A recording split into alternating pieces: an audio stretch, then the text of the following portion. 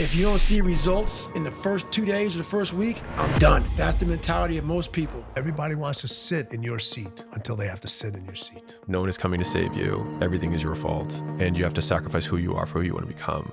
For the Comfort Crisis, I go and I spend 30 days.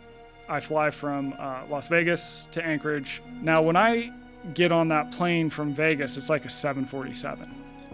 And I'm like you. I hate flying, right? Because seats are too small and cramped, plane's too hot, and the movies in the seat back, they suck, right? The coffee, not very good. There's usually a baby crying. If I need to go to the bathroom's totally cramped. Like, flying is just terrible. I'm like, flying is the worst.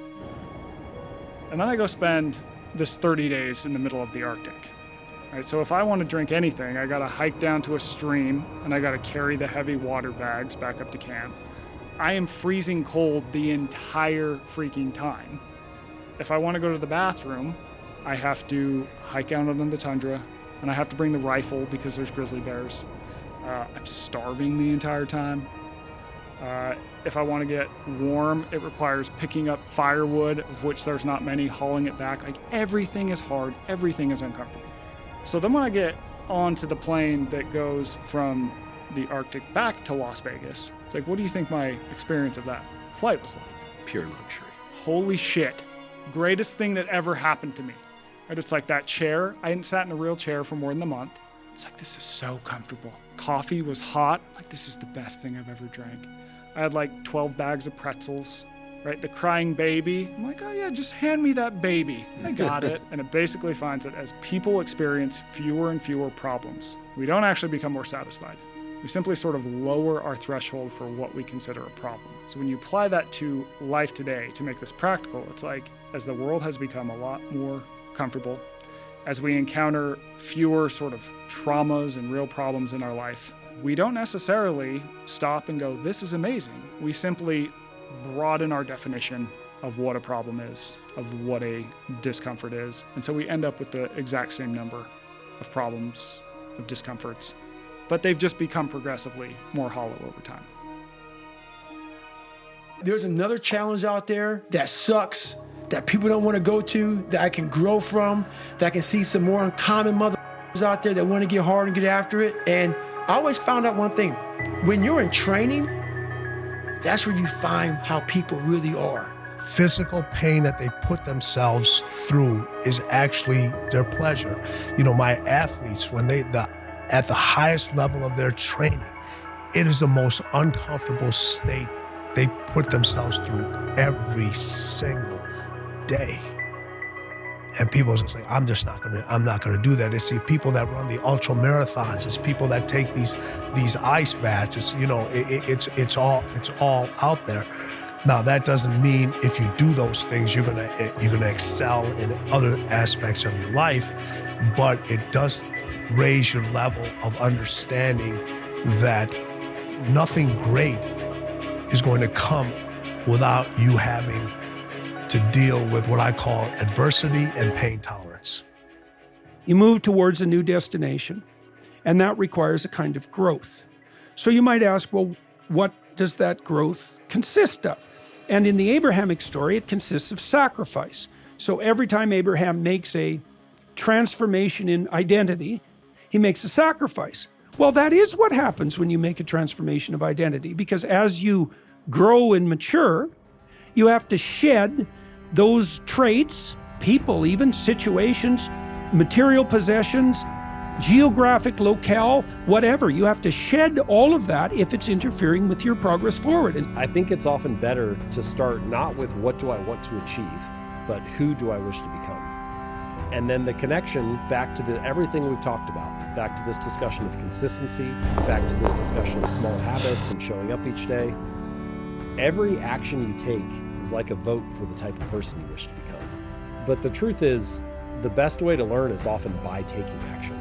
The best way to learn is by getting in the arena a little bit, get started, gain a little bit of a foothold, try a few things out, see what works for you, and then improve and update and iterate from there. And so, like, the consistency of work, Monday, get better. Tuesday, get better. Wednesday, get better, right? And you do that over a period of time, you know, not like 1 month or 2 months. I mean, it's 3, 4, 5, 6, 7, 8, 9, 10 years. and then you can get to where you want to go. I think it's understanding there's no replacement for persistence, as simplistic as that is. It's like, disappointment either destroys you or drives you, and you have to decide which one it's going to be. We only play about 3% of the time. We prepare 97% of the time, but it's what you're doing when nobody's watching. That's what separates people. You didn't get here, I don't know your whole background, but I guarantee you didn't get here doing this show. You didn't just show up. I mean, it's what you're doing. Championships are won when nobody's watching. They're when the stands are empty. Do I enjoy working out every single day? No. And that's when it's like, oh yeah, but I know the results of the long run. And I think that's an important thing that I've talked about, and again, talked about this with my daughter, is like, if you give up a little bit today, like, you can't get it back. Like, if you skip a workout today, there's no possible way to get that back. When you let something go, it's gone. And Rome wasn't built in a day, but Rome didn't fall apart on a day either. It didn't fall apart because of one thing. It falls apart just a little bit at a time. Yeah, nobody gets fit overnight, nobody gets fat overnight. Exactly. And so you can't submit. You have to get in there and keep it going. And we want it very fast. If you don't see results in the first 2 days or the first week, I'm done. That's the mentality of most people. The struggle is too real. We're not patient. We, like, in a world where you can Google the best restaurants around me right now, no one is patient. And for you to lose weight, for you to stop drinking, if you whatever the hell you're going through, it takes a lot of patience, a lot of time, and a lot of pitfalls, a lot of plateaus. You're gonna hit so many plateaus. If you don't know how to get around that plateau, it's not gonna happen fast. Change is about reminding yourself over and over again. Change is about the overcoming process. The overcoming process is actually the becoming process. And people all the time that heal in this work, they're doing their meditations. They're not doing their meditations to heal. They're doing their meditations to change. And they've discovered that when they change, they heal. So now, if you accept that as a new belief that when I change, my life will change. And you got to keep reminding yourself of that belief. You got to keep saying You got to keep reminding yourself, if I change, because this goes against the program. Like, when my life changes, then I'll change. That's the program. No. When you change, the experiment is, will your life change? What's amazing about the human mind is that it becomes your new norm. Like, to think that I can run 200 miles, 240 miles, and that becomes like running 50. I never thought that was possible. This is why I'm always pushing that limit, because I know that within pushing these limits, there's always more. We are capable of so much, but it is so rare to have a moment where you are fully utilized. So fulfilling your potential seems like it qualifies. Related to that, not being your own bottleneck, we are, again, capable of so much, but talk ourselves out of so many opportunities, of so many achievements, attempts. In many ways, the hardest thing is not to keep winning, but to keep reaching, because you often talk yourself out of trying something else. So if you're not your own bottleneck, you're in a position to fulfill your potential. It's something within, and you can't go buy that. I can't give it to you. Lewis can't. Like, you've got to go within and find that and pull that stuff out. What do you do on the days when you're just not feeling it? Those days when I'm tired or worn out or just basically sick of the grind, I go anyways. I get it done, even if I'm just going through the motions. I go through the motions. I don't really want to work out, I work out. I really don't want to hammer on a project, I hammer on the project. Don't really want to get up and get out of bed.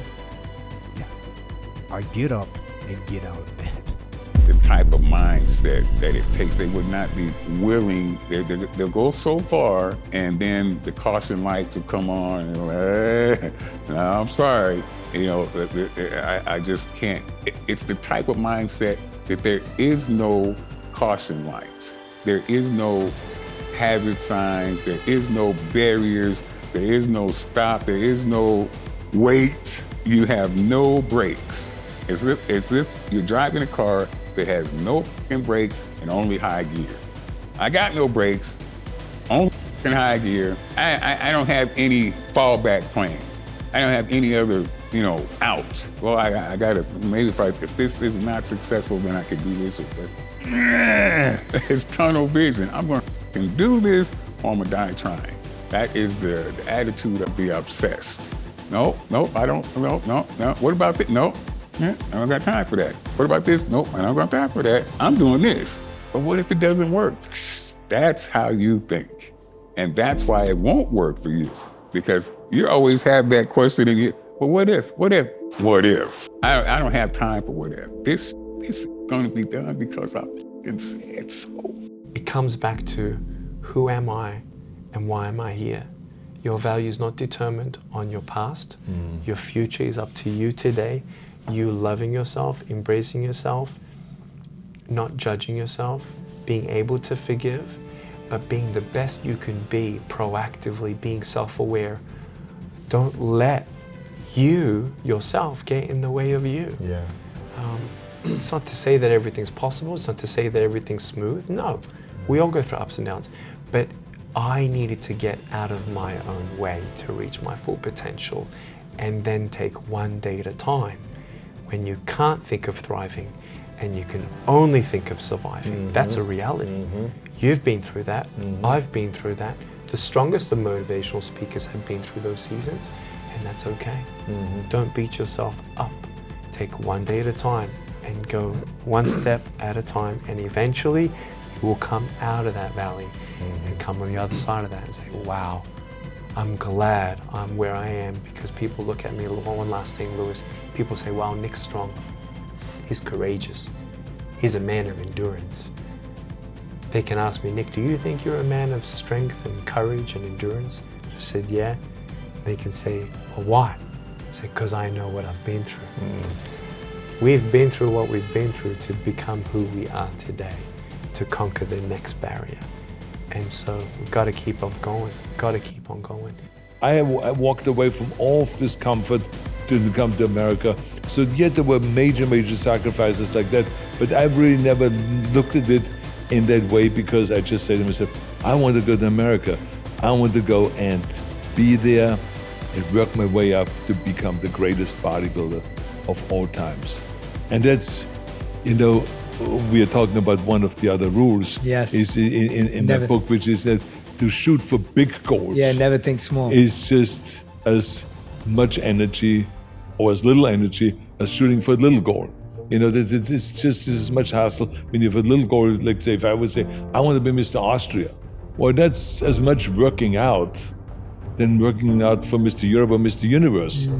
So, you might as well just continue on and just say, okay, all I have to do now, the difference really is that you have to become a real professional. You have to know how to pose, you have to have the right tan, you have to take the right food supplements, you have to eat the right food, you have to really fine tune, you have to get the definition. It's not just the size of the body. So the higher up you go, the more complicated it gets to win. And but I say to myself, to me, to shoot for the goal of being a world champion, it's just as easy as shooting for a goal of being Mr. Austria, being the Austrian champion. So I just went all out, and not only to win the world championships in bodybuilding, but to go beyond Reg Park, who won at that point 3 Mr. Universe titles, to go beyond that and to say, I want to actually become the greatest bodybuilder of all time. Did you ever have a plan B? I never believed in plan B because I felt kind of like one of the rules we have in my book is never listen to the naysayers. Yeah. To me, I always felt kind of like every single dream of mine. Of course, I have to say they were outrageous dreams. So people say this is stupid. Yeah. What is the matter with you? That would never happen. Your dream is to go to America. What do you think, they're waiting for you over there? There are plenty of people over there. They have over 300 million population. They don't need any more. And so that was the kind of saying, you would never make it to America, and they don't need you. So no, impossible. When I said I want to be a world champion in bodybuilding, it was impossible. When I said I want to get into movies, that was impossible. So it was always impossible. So I felt that we can go and defend ourselves from that and just not listen to the naysayers. But if I start having a plan B, then all of a sudden I'm becoming, in a way, a naysayer to myself. Wow, yeah, true. So because that means now that I'm saying, well, maybe this isn't working out. And if it's not working out, we should have a plan B. So to me, this is the most dangerous of all of the naysayers, is me saying no, and it's impossible maybe to myself.